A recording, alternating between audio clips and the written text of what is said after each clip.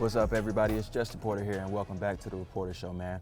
We're short of one co-host today, so I want to welcome Josh Tucker, and we have a special guest speaker today. We got Coach Mitch, from the assistant wrestling coach. He's going to help us break down what went down with wrestling this week and sort of give a shout out to the athletes that we weren't able to really keep wraps with the past week and this upcoming week coming up as well.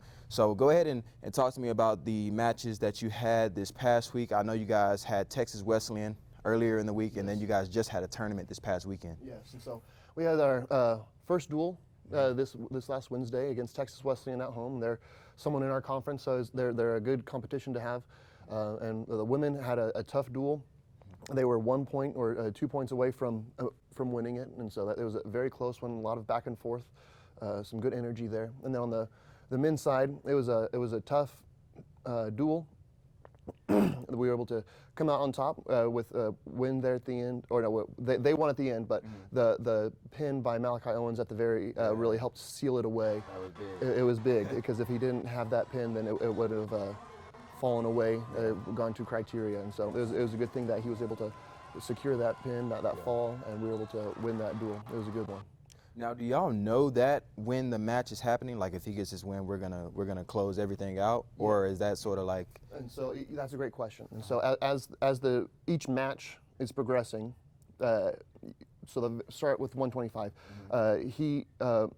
Malcolm and Clinton, he won that first one after falling off the mat in one place, landing on someone's camera at another one. So he was beat up. He was beat up, and we're proud of him for being able to battle through all of that. And he was able to continue on and win. And so at the end of that match, because he won by points, it was 3 points as a team score. So we're keeping track of that, of which team has the most points after each match. That way we can sort of game plan and strategize what we need and where we can sort of relax. I got you. That's pretty cool. So talk to me about the individual athletes that had a really good showing against Texas Wesleyan. Yes. So our 101 on the women's side, Annalie Cruz, she did a good job. It was a little bit closer match than I would have liked. She went out there a little flat, but was able to pull out the win. 109 was a tough match. 109, 116, they had forfeits. 123 was a tough match for Danielle. And so she went out there and she fought. She was working on stuff, and we walked away with more things that we need to work on. 130 was Michaela Heyman, and she went out there. She was fighting and got thrown to her back, and it's hard to fight off there.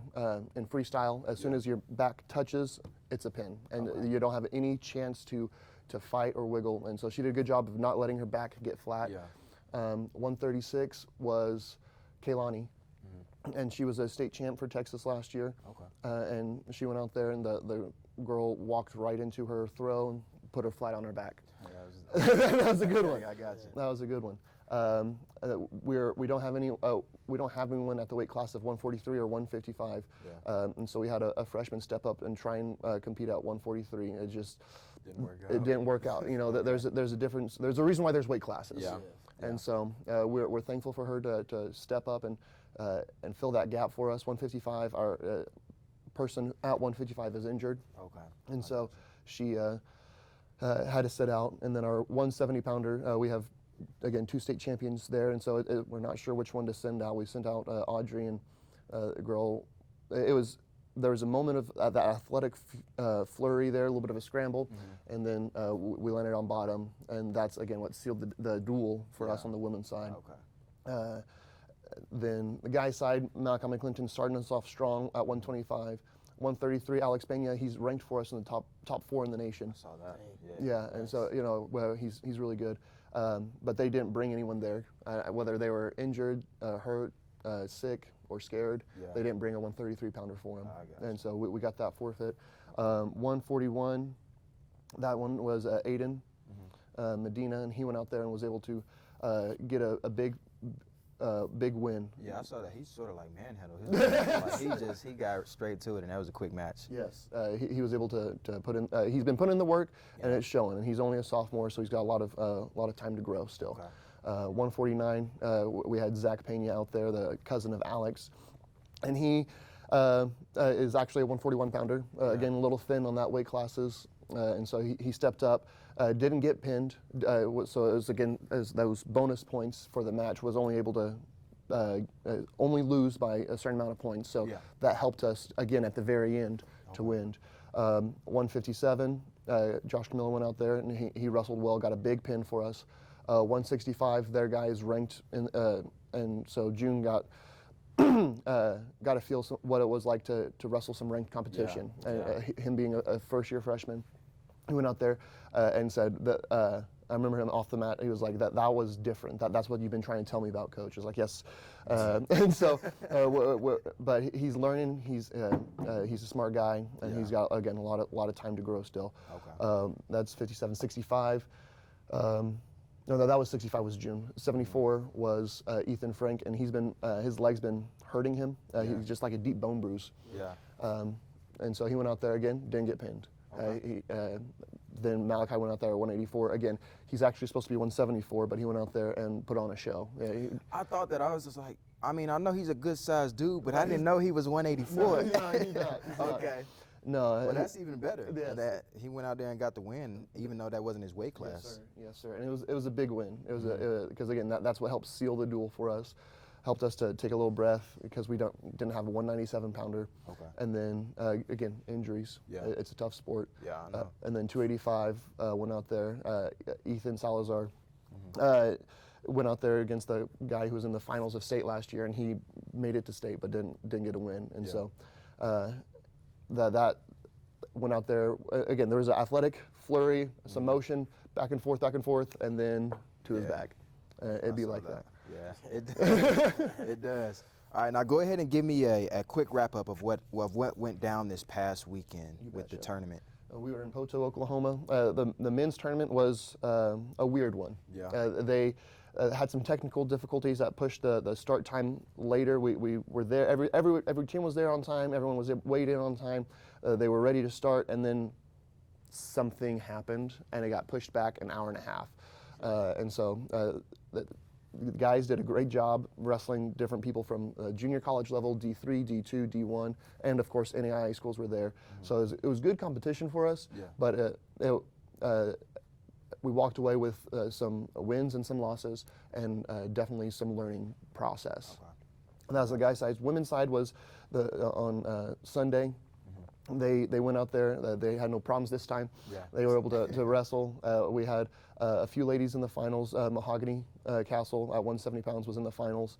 Again, lost a close, tough match against someone who's ranked top for that weight class. Jonisha Kennedy had a tough first match and then battled all the way through. She did a good job. Audley Cruz did a good job. 109 is Emma Roberts. There's a girl who won junior college nationals last year, and that was a tough match. I saw she was ranked as well, number 20, I believe. Both Emma and Jonisha are ranked. Okay. Nice. Yes, and so we started the year with 6 ladies ranked, and then 4 of those ladies were national qualifiers for us last year, and then they got hurt.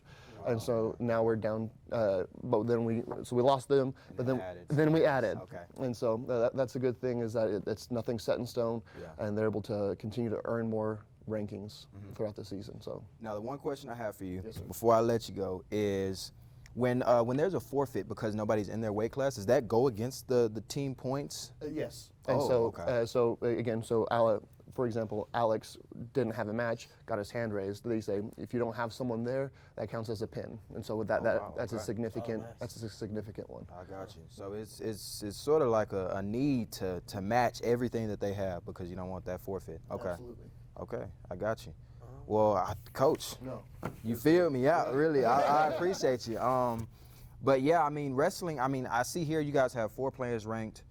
For the women's, I believe, Audley Cruz, Emma Roberts, Jonisha Kennedy, and Michaela Heyman, and then you guys have Alex on the men's side at number 4. So you guys are turning out some good wrestling. And then what do you guys have coming up? Yes, December 1st, we'll be here against Oklahoma City University. Okay. And so we want to bring out a lot of support, make sure that they feel our presence and give us that home field advantage. Okay, I got you, Coach. Well, I'll be sure to. December 1st. December 1st, y'all got to show up. Y'all got to show up to the wrestling match. All right, Coach, I appreciate you. Hey, man, thank you. Appreciate it. Take care. All right, man, we're going to go ahead and jump into football now. I believe football this week, they were against Langston. They had, honestly, that was not a bad game, man. They lost by one score. It was 27-19. It was a really good defensive first quarter. It was, because the first quarter, it was literally 3-0. Hey. Yeah. Nobody really scored. The defense was locking down, and so I was just like, okay, they coming out with a little fire on them. I like to see that. And then I believe when they came out, when they went to the half, it was 14-12. When they came back out for the second half, man, it just didn't turn out. That second half always get us, bro. Way, man. I'm telling you, the second half always get us. They came out, they scored 2 touchdowns, and then it was 27. And then eventually it was 27-19. We scored. What really got me was that last drive. It was like they were giving it to us. We would have like 3rd and 15 or 3rd or something, and then they would get a penalty, and then we would be able to capitalize on their penalty, and then we'd be driving down the field. Then it get down to it again, and they commit another penalty. And I'm like, okay, they giving y'all this drive. Chances to you win. feel me? And so we got down, I believe, within the 30 or 20 maybe. And then we ended up throwing a pick, and that was it. That was the end of the game right there. So, it's a tough way to end the season. It was a close game. It wasn't a blowout, man. They fought. It just didn't come out the way that they wanted it to. Yeah, it just, it's the story of the season. I feel like we were yet to put 4 good quarters of football together. Yeah. We didn't do that all season. Even in our wins, still had some quarters where we let some things slip. So. We just never played a complete game, in my opinion, and obviously we saw it again in the very last game. We did. Man, not much to say there. The season wasn't what they wanted. I know they already have had some changes in the coaching staff already. I hope a lot of the players come back. Yeah. I think they definitely have something to prove. I don't want them to go out like that. I guess get off-season starts now, man. So that's all you can do. That's it right there, man. It's just. At some point, you just got to drop it. Yeah. It sucks, but you got to drop it and you got to keep pushing, man. Keep going. There was a lot of really close games that you guys had this year, and I think if people just look at the record, they don't see an improvement. I agree. But if you look at the games, I see a lot of improvement because from last year to this year, we competed. We did. There was a lot of games that we competed where last year we did not compete. So I'm just glad to see that y'all. It's a process, and sometimes the process takes longer than people want it to. It does. But they getting there. You know what I'm saying? Look, we'll see what happens next year, and hopefully it's a good turnout next year. I agree. We got blown out 2 games this season. Yeah. So other than those 2, man, every other game we really had a realistic chance. Yeah. We could have won the ball game at some point in the game. So. That's the good thing. We just didn't. Honestly, I hate to say it, we're not used to. We don't really know how to win yet. Yeah. And that can make a difference between a team who's been a winning, they've had a winning tradition their whole career. We haven't really won a whole lot of games, so we have to get used to winning and used to being in those situations. But like you said, we did compete a lot better than we did last year, so that's a thing we can take away from it. Yep. All right, man, we're going to go ahead and jump straight into volleyball, man. They had a postseason match for the Sooner Athletic Conference against MACU, and they dropped that one 1-3, man. They lost to MACU. The first 2 sets were blowouts. We won the first one 25-16, and then they turned right around and beat us 25-14. So it was just like, okay, so now we even. Yeah, here we now go. let's get to work. But the next 2, they were pretty tight matches that we just did not come out on top on. The stats when I was checking out the stats, everything was lined up the same. Everything was pretty tight. It was just like we just didn't win. Did everything but one. Yeah, we just didn't win, man. And so they ended up losing that match 1-3. But what's funny is they might play MACU again because both of them are in the NCCAA. Oh, okay. And they're both in the same regional, of course, because they're course, right here. Of course. So they turning around and they're going back to Oklahoma City already this week to play.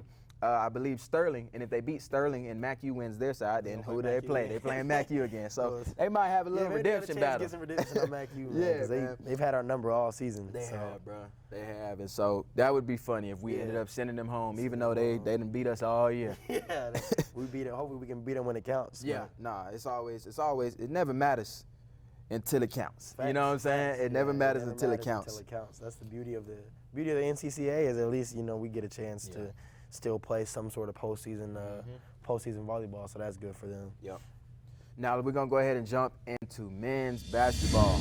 Oh my goodness! You know I'm gonna get on you about this one. Hey, you know what?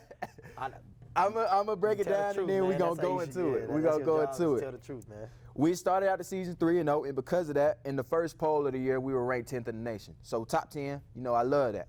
I was like, okay, top 10, we love that. And then we went to Our Lady of the Lake this past week and dropped a game to them. They were 0-3 on the year. So that's gonna put a little hurting on the record. Agreed. But it's all right. I know we're gonna bounce back. But it was sort of disappointing to see. I felt like we played down to their level. We did. I saw we had 19 turnovers. They got to the line a lot, so we were fouling a lot, and we didn't get to the line a lot. I think they were 25 for 33 from the line, so they was really getting to the line. They were getting to it. Go ahead and break down that game for me, man. Well, like you said, top 10, man, it's so easy. I don't know what it was. Like we were preached all week in practice. Don't get complacent. Top 10. You know what I'm saying? Who cares? I feel like we still got a little complacent as a team, man, and that's nothing that coach could have controlled because he's telling us, we're not gonna be that team that gets complacent. But we did, and they're 0-3, so and they're back at home. They're hungry for a win, so it was kind of like. You know what I'm saying? It's their Super Bowl. They get a chance to play a top 10 team at home. They're trying to get Everybody wants that. So, man, we just came out flat. The crazy thing is, we watched film yesterday. Played our worst half of the season in the first half, and we were still up by 2. Yeah. And then second half came out, and we just didn't guard. Yeah. Shots weren't falling the way we wanted them to. So it was one of those games, man. It's a wake-up call for sure. Yeah. But credit to them, man. They played a lot better than what they had all season. Obviously, they had a crowd and a lot more motivation at home. But yeah, exactly. That's the thing about the good and bad thing about being a highly ranked team is you're gonna have a target on your back all the time. No matter where you go, it don't matter who you playing. Yeah, they're gonna want to play. You're gonna get everybody's best game. Yeah. But obviously, you never want to lose the game. You should win. But the only thing we can kind of keep our head high on is at least it was now instead of in conference or somewhere farther down the line. But man, we just came out flat and didn't stick to our principles, to be honest with you. Yeah, I got you, man. Yeah, I was disappointed. I was like, hold on, man. I said, I know we didn't just lose. That's when we hate to lose, man. But it's all right though. I know that they got a game coming up this week. We'll get into that later on in the show. But we'll go ahead and jump into women's basketball. Women's basketball came out on their opening game, home night, and just thrashed Texarkana, I believe. I think it's Texas A&M or Texarkana, something like that. Yeah. It was 97-57. I believe they had 4 players in double digits, or was it 5? Oh, it was 5. It was 5, yeah. My goodness. They had 5 players in double digits. Linda Bryce had 17, Bobby Fuqua had 15, Taylor Houston had 12, Marshall Bowden had 10, and then Ellie Bruffy had 18. So 5 players in double digits, you better get a win. You got it. Yeah, you got to get a win. You better get a win. Get a win. So 97-57 was a really good showing for the women's basketball, the Flying Queens, man. I'm glad to see that. But the second night that they had, it was sort of the same thing that you guys ran into. I feel like even though we're not nationally ranked right now, we're still respected because it's the Flying Queens. Everybody know the Flying Queens. Know who they are. And so they ended up playing Haskell, who I thought they should have manhandled just like they did the other team. But they only won by 4 points. Now, as I always say, a win is a win. A win is a win. But 78-74 against Haskell? Come on now. Yeah. I need y'all to go out there and own the game like they know you should have won. I'm looking at the Haskell team like, man, we will beat them by 1,000. You feel me? I was watching the game the previous night when they were playing OPSU, and I said, if this is who we playing, we finna come throughout this weekend and score 200 points. I thought the same thing, man. But then I checked the score afterwards, and it was 78-74. And I was just like, what happened? Man. But we had a lot of turnovers. I think we had 22 turnovers against Haskell. 22 turnovers. If you got 22 turnovers, that's probably going to be the score. 22 turnovers, it's a blessing that we even won the game, honestly. Exactly. And so, as I said earlier, a win is a win, but I'm going to need y'all to hold on to the ball because we got to thrash the teams that we're supposed to thrash. I think when you when you aren't ranked, you have to handle business a lot better. When you're ranked, you have a lot of grace. You know what I'm saying? It's like you could take a close loss, but because you already did what you done did, they still gonna leave you in them rankings. But when you're not ranked, you have to do everything right just to be ranked. Yes. And yes. so I'm glad they got the win. It was good that they started out 2-0, but when you're playing a team that you're supposed to handle, you got to handle business. Yeah, you know what I'm saying? You do. But I'm glad to see that they are doing what they're doing. I like the way the team looks this year, man. Last year they were a great national tournament team last year, so obviously very respected. They had, Jenna, she's good for about 25 a game last year, and I feel like a lot of teams could game plan easier against the Flying Queens last year because, they know that their main objective is to stop Jenna. But now, like obviously we saw on opening night, we got 5, 6, 7 girls that can give you 10, 15 points. So to me, that's more intimidating than 1 or 2 players that can give you 20 plus. So watching them on opening night, they were moving it. And they let them threes go. That's one thing about, they will shoot them threes every time. Against high school, they had 3 players in double digits that were all shooting above 50%. Yeah, so they know how to shoot the ball. Shoot the lights out. Linda Bryce was shooting above 50%, well above 50%. And she was in double digits. I don't have the numbers down in front of me right now. Megan Nestor also had double digits. She was shooting above 50%, and then Taylor Houston as well. So they got some shooters. They got people that's gonna score. They got people that can do what they want, and they got a good system. They do. They know how to run the court. They know how to spread it out. Pass the ball around, get things moving. They run good plays. They looking good. They do. I like the play style. The play style remind me of you ever seen the old Chino Hills tapes with all the Ball brothers? Yeah. In my opinion, man, they full court pressing. Yeah. They gonna speed up the other team. If they score, okay, we're gonna throw it down and hit a 3. So who cares? So I like. They're fun to watch. They are I like fun the play to watch. style. I think a lot of times people, I think women's basketball gets a bad rap, and if you don't like women's basketball, come out and check out a Flying Queens game, and we'll see if that changes your mind, because I believe it will. It will. Now let's go ahead and get into not men's wrestling. I think we already covered everything, and we covered the rankings. So we got some announcements. Oh man, I didn't even know we was already. Yeah. I guess we only got 5 this week. Last week we had 8. Yeah. It was so it's a quick one, man. So I'm gonna go ahead and get some announcements for y'all, man. Wrestling last weekend, we didn't cover their champions. They had 3 champs last weekend at the Falcon Invite that they went to. The coach talked about Alexander Pena. He had a champion in the elite bracket, so he won the elite bracket. Jonisha Kennedy also was a champion in her bracket, and then Junan was a champion in the amateur bracket. So they got some people, and as we already said, they got a lot of people ranked. They got 5 total players ranked. That women's team got 4 of them. So they dogs. Yeah, the women's team loaded. Exactly, bro. Fade Agumbade was first team all conference at the end of the season for the SAC. Selma Sutar was also first team all conference, and Brenner Daniels was an honorable mention. And then Fade was also attacker of the year for the SAC, and Selma was newcomer of the year. So they got some awards. Yeah, it's good. It's good they got some awards, but I wish they would have got that little dub against MacU. Yeah, I wish we were still playing. But it's coming. They're going to play them. I hope agree. that they play them again. Oh, man. They play Sterling first. And I believe that's today. Okay. If I'm not mistaken. No, it's not. It's tomorrow. It's Wednesday. Okay. But we'll go ahead and get the upcoming games and go ahead and close this one out, man. Tuesday, today, at 7 p.m., women's basketball will be against Arlington Baptist. Now, it's an exhibition match. I don't know. I believe fans will be able to be there. But it is an exhibition match. But, still come out and check them out at 7 p.m. 7 p.m. tonight. Y'all ain't doing nothing, man. It's the week before Thanksgiving. It's a Tuesday, man. Grab some tacos. Yeah, you know what I'm saying. Yeah, bro. It is Taco Tuesday. Yeah, it's Taco Tuesday. All right, let me not get sidetracked. My bad. And then men's soccer is at Sterling in the NCCAA regional semifinal. So we'll see if they handle business. We got a lot of matches against Sterling this week. Volleyball will be against Sterling tomorrow in OKC, the NCCAA as well. So it's Wayland against Sterling in the NCCAA. We're going to see what happens. Here we go. Saturday is wrestling at the Missouri Valley Invite. They'll be going away again. They travel a lot. So, and then men's basketball will also be Saturday, and that's a home match at 4 p.m.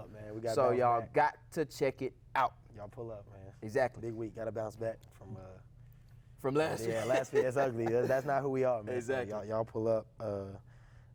Guess I do have one thing, man. I do want to send my prayers to Devin. He couldn't be here with us today, man. He dealing with some things. So, man, y'all see Devin, man. Y'all give him a hug and tell him he's in y'all prayers, man. Lift him up. Yeah, man, lift him up, man. He could use it right now. But that's all we got for y'all this week, man. So we'll catch y'all same time next week Tuesday. All right, man. I appreciate it. I went back.